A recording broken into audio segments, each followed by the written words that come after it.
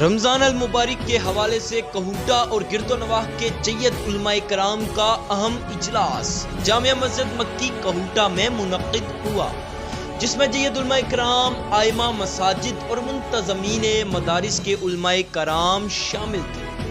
اجلاس قاری عثمان عثمانی مدرسہ تعلیم القرآن جامع مسجد مکی کی زیر صدارت ہوا۔ اجلاس میں موجودہ حالات پر غور و فکر کیا اور چند تجاویز منظور کی گئی۔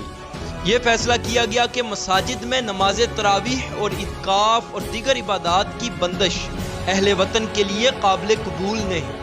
احتیاطی تدابیر کے ساتھ مساجد میں 5 وقت نماز تراویح اور دیگر عبادات ہوں گی۔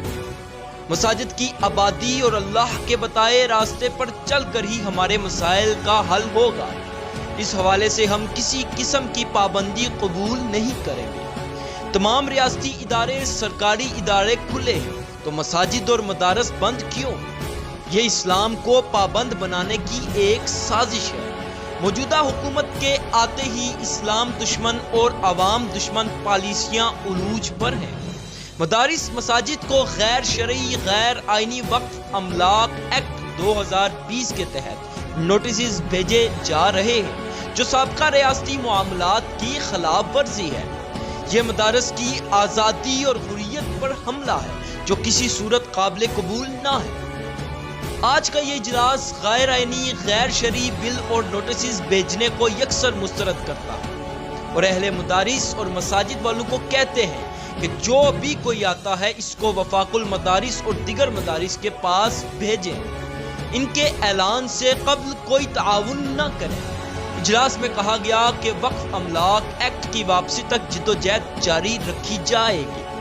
عید کے بعد چاروں صوبائی مقامات اور بعد ازاں وفاقی دارالحکومت میں احتجاجی مظاہرے ہوں گے۔ انہوں نے کہا کہ علماء کرام اور ارباب اختیار عوام کے ذہنوں میں خوف و ہراس پیدا کرنے کے بجائے اس کو ختم کر کے رجوع الیہ اللہ توبہ استغفار کریں۔ اجلاس میں حافظ عبداللہ عابد، مولانا عبدالشکور حمادی، علامہ شاہ نواز صدیقی، مولانا عبید اللہ انور، مولانا محمد الیاس، علامہ عبدالقیوم، علامہ خالد خلیل، سید شفیق الرحمن کاظمی، قاری نعمان عباس، قاری عبدالوہاب اور دیگر نے شرکت کی۔